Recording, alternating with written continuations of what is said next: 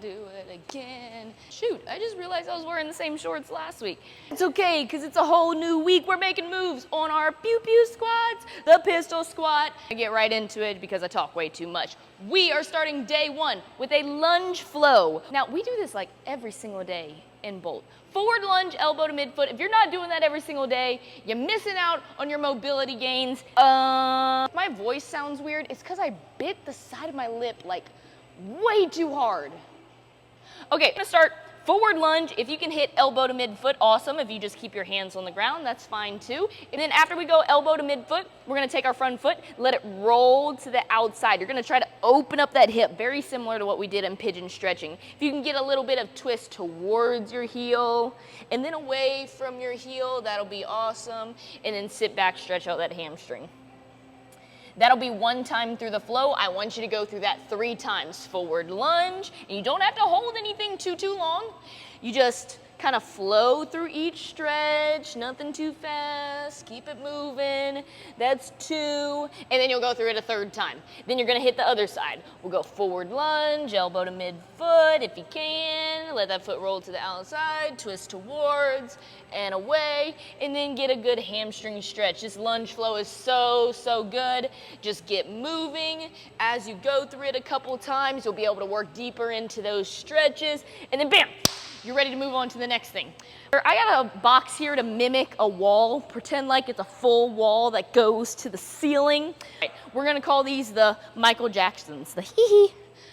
We're gonna warm up our ankles with these Michael Jacksons with your feet right under your hips. What you're gonna do is you're gonna bend your knees straight down, keeping your torso upright, and we're seeing how far your knees can fall over your toe. Now, I'm sad that I picked this side, this left side facing you guys, because my left side ankle mobility is worse than my right. So when I do this, my left ankle will stop me before my right, and I gotta keep my feet flat on the ground. That's the rule. You gotta keep your feet flat on the ground until you get to the hee-hee part of the stretch. Then you're gonna go tippy toes, trying to stay in that like little quarter squat, that bent knee position. Bring the heels back down to the ground, straighten the knees. Bend the knees. That's what the Michael Jacksons look like. Bend the knees, up on the tippy toes, heels back on the ground. I mean, I wish you guys could hear how much my ankles pop during this one. I would say about 5 of these. 5 of these guys is gonna be good. Go through your lunge flow in the Michael Jacksons about 2 times. If you feel like you need a 3rd set because you're super tight, do it. Ain't no extra mobility ever hurt nobody. Day one's work. The first thing you see up here looks a little bit similar to something we did last week for maybe my folks that have a little bit tighter squat. So when we did counterbalance squats, I also demoed a version of the squat where you could elevate your heels on a plate or 2. Now today's focus is a little bit different. Everybody's gonna have a plate on the ground. Goal of today's work is we're gonna get a really narrow squat going. Typically when we squat, our feet are outside of our hips or right in line with our shoulders. Some of us might be a tad wider or a tad more narrow, but when we're going for these pistol squats, you'll notice through these weeks that we do, we're trying to develop a really narrow squat, or as close as we can go, squatting below parallel, maintaining those points of performance as best we can. Some of us might be just starting to get a good squat in our normal stance and then be able to work those feet a little bit closer, because when I get to squatting on one leg, that being able to do a narrow squat is a really good telltale sign. I have one 10-pound plate right here on the ground. 10, max 15-pound plate. And if we need further help, I'll show you guys how to use that counterbalance again. I'm gonna have my feet, my heels, on the sides of the plate. Then I kind of butt up my inside of my foot to the sides of the plate as well. And that's what's gonna help me get into a heels elevated narrow squat. Now, this is kind of my squat stance. I'm a little bit shorter stature. If you guys didn't know, I'm really short, okay? So I'll show you guys how to narrow this too. Some of you guys might start here, hit that heels elevated plate squat. If that's really easy, you can kind of just walk your feet to the front of the plate and then make a little bit narrow squat.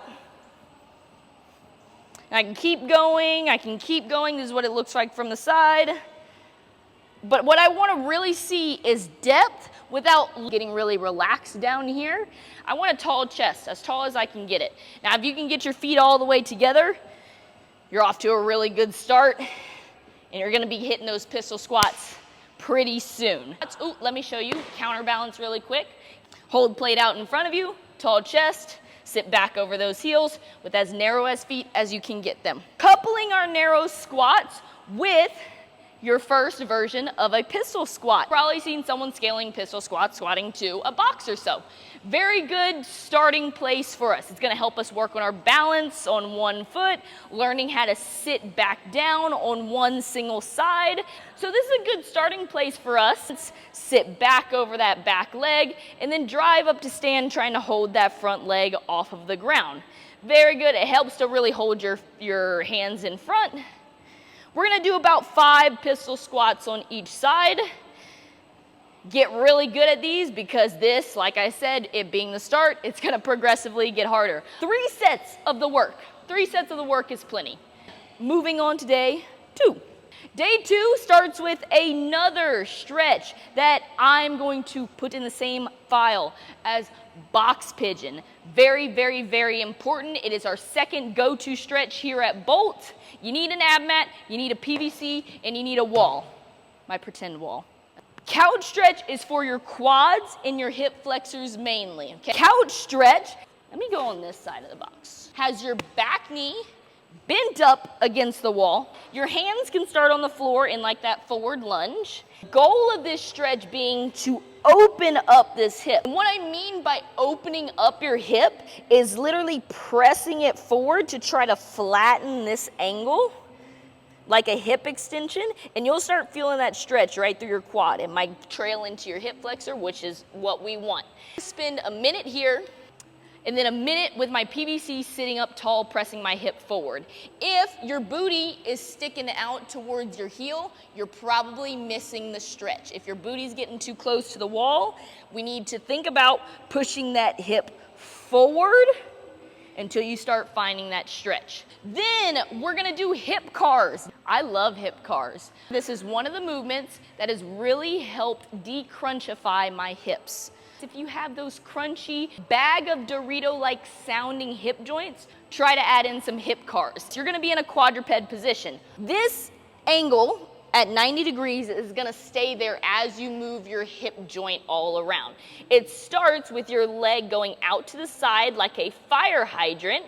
I hold it there as I rotate my hip and bring my heel back to the sky like I'm doing a heel kick, or some people call it mule kicks. And then you come back to your fire hydrant and then back down to the ground. It's a slow, methodical movement. Some of you guys might only be able to pick up your leg to about here, and that's fine. You'll gain more range of motion as we do some more reps, but fire hydrant, rotate the hip to the back side of you, bring that knee back out to the side, all while holding that 90-degree angle. I want 2 sets of 5 on each side. Our work for day 2, Bulgarian split squats. Everybody loves split squats because they get the booty sore. Way back to last week when we did week 1. I talked about how there are gonna be some strength accessory pieces that I like to do much better than the actual pistol squat. Split squats is one of them. It's a unilateral movement that's gonna test your balance coordination, but you're also gonna be able to stay in a better position to protect your knees and be able to go a little bit heavier so you can ultimately build the strength that you want.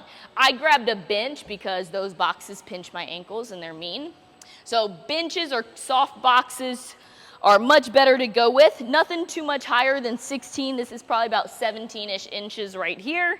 I'll have 1 foot out in front, 1 foot resting with my laces on top of the bench behind me. And then from here, it's an upright torso. As I squat down, I bend my back knee straight to the ground and then drive back up to stand. I'm trying to work from this front hip right here. I'm not trying to lean back and pull from this back side. It should load up this hip right here as I drive to stand. All points of performance of the squat still apply to the single leg squat. And you're doing 5 on each side. I want you guys to try to eventually go heavier on these split squats. Grab a set of dumbbells or kettlebells, have them off to the side, and then you do that same squat just kind of as a farmer style, and then stand. Maybe you guys have seen this trick when it comes to setting up for split squats. You can use it sometimes if you want. Sometimes I usually just guesstimate with my foot. You sit on the bench, put your heels out in front, stand on up. That's where your starting position is. Bam! Magic. Magic. Do 3 to 4 sets of 5 split squats on each side, and that'll be plenty with all the other work that you're doing this week. Finally, for that bonus, not mandatory, but mandatory day, for stretching will be repeats from week 1's mobility. You guys need to hit another round of 2 minutes of box pigeon on each side. You're gonna do 20 total hip 90-90s, then a minute to 2 minute of dragon's pose on each side. If you don't know what those are, that means you skipped ahead to this video and you need to go back to week 1. I'm watching you. Don't skip the steps. Okay, that's what we got for week 2 of pistol squats. Hope you guys are enjoying it. Don't forget to like and subscribe, and we're gonna keep trucking away on these pistol squats. Bye.